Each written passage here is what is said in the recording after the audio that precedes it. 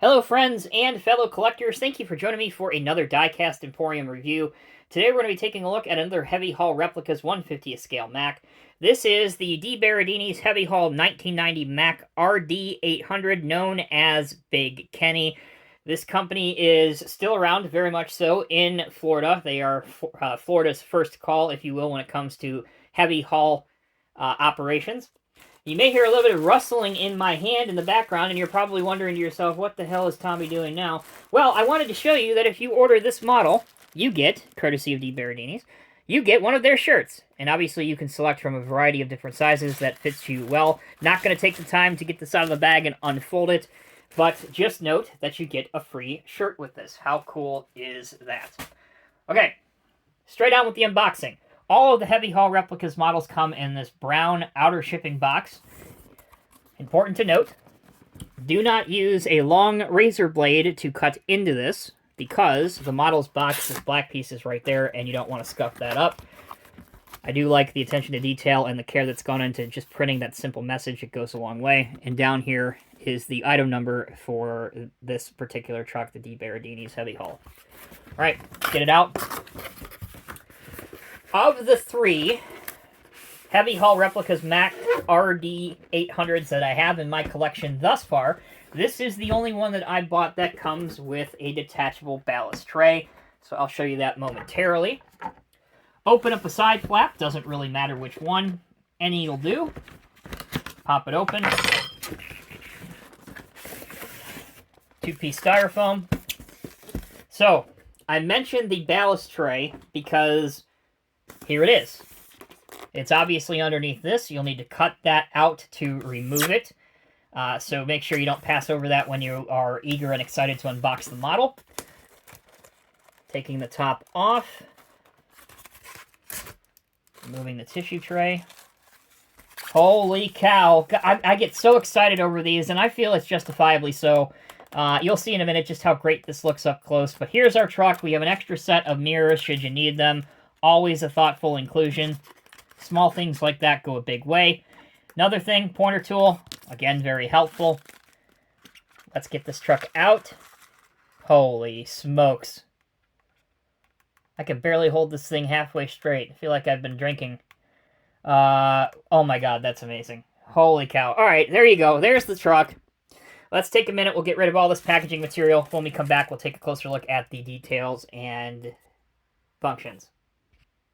Welcome back, everyone. Thanks for sticking with me. Here's our truck. We don't have our ballast tray on just yet. We will get to that here in a moment. But first, some specifications. This is 1:50 scale. It measures 8.1 inches long by 3 inches wide by 2.7 inches tall. 350 were made in this particular livery. Again, the paint and graphics are from DeBerardinis Heavy Haul Custom out of Florida.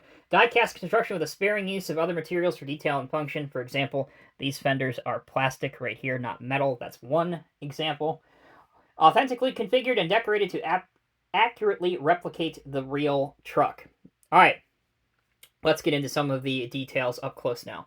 Obviously, the paintwork, unbelievable. It is phenomenal.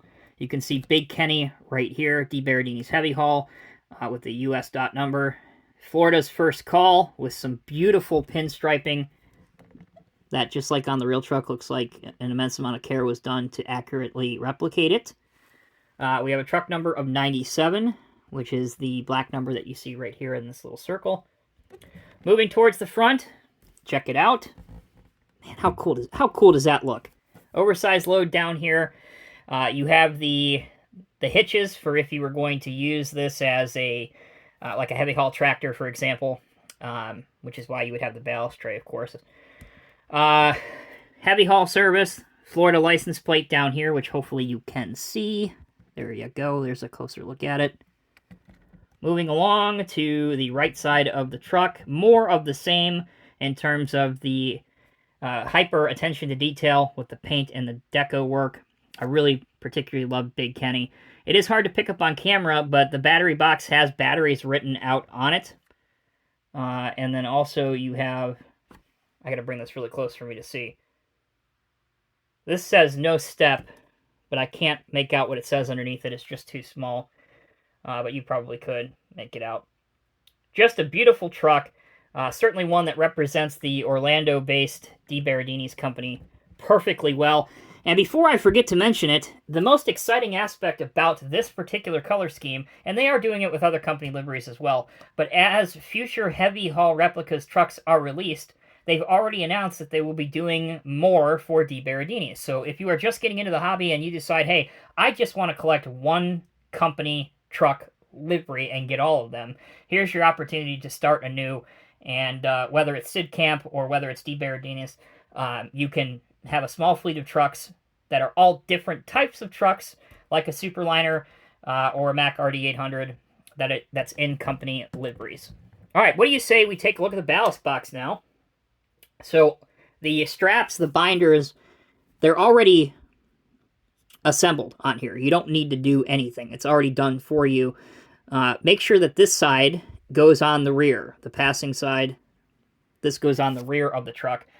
You may have already noticed this when I showed you the overhead view, but there are holes right over the fifth wheel, and that's where the ballast tray sits into. So let's go ahead and put that on now. Make sure our holes are lined up for the most part. Pop that in, and hey, guess what? You're ready to go.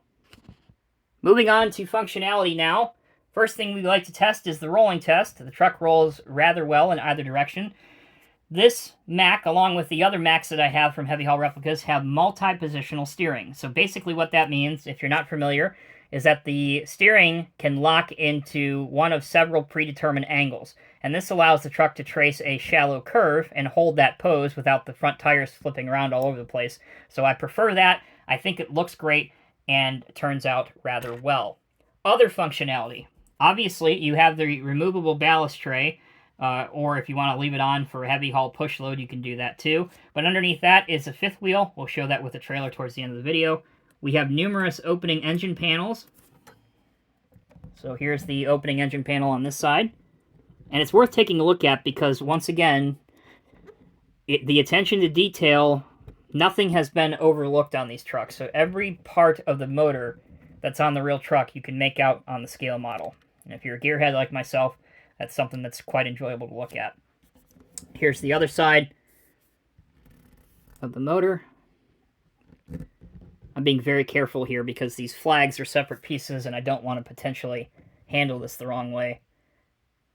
So there are some fragile pieces on this truck, so just be aware of that. Use some care. All right, next we need to show you the opening doors.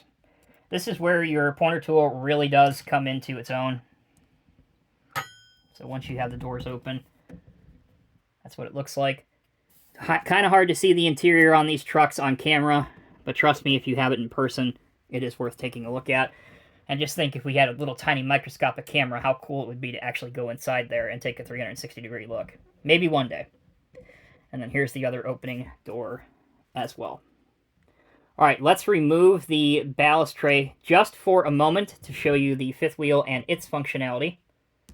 So this is a sliding and locking fifth wheel, identical to the fifth wheels you've seen on some Sword trucks and some WSI trucks more recently. Here's your airlines as well. You can detach the airlines from here and plug them into a trailer. They will fit on the Rogers Lowboy trailer, definitely. So it's nice that that detail has been added. And then there's also a fair amount of rolling suspension on this truck. Hopefully that's picking it up on camera. You can see the truck kind of traveling up and down as if it's going over some rough ground. All right, that is an overview of the functionality. When we come back, you've already seen the truck with a ballast tray on it. So let's leave that off, and when we come back, we'll show you what a Lowboy looks like when connected to this Mack. And to end the video, here we have a black Lowboy to kind of match the black accents of the DeBerardinis livery. Rogers 3-axle Lowboy with a CCM Caterpillar D7G. I don't know if the real company in Florida has or had one of these, but for sake of doing a video review, I thought the time period is about accurate to have that type of machine on the Lowboy trailer. It certainly will be interesting to see. It's no secret at this point. I know that Nick plans to do some trailers, some period-correct trailers. I'm not going to go into too much detail on specifics, but I know that that project is actively being worked on, and maybe within the next year or so we can have some period-correct trailers. so that the Lowboy trailer is a much closer match to the actual year of these vintage trucks. So another thing to look forward to, another tidbit that you're going to hear first here on Diecast Emporium. Overall, can't say enough about these trucks. This is the third one that I've reviewed, the third one that will stay in my collection till the day I die. They are beautifully recreated 1/50th scale model trucks.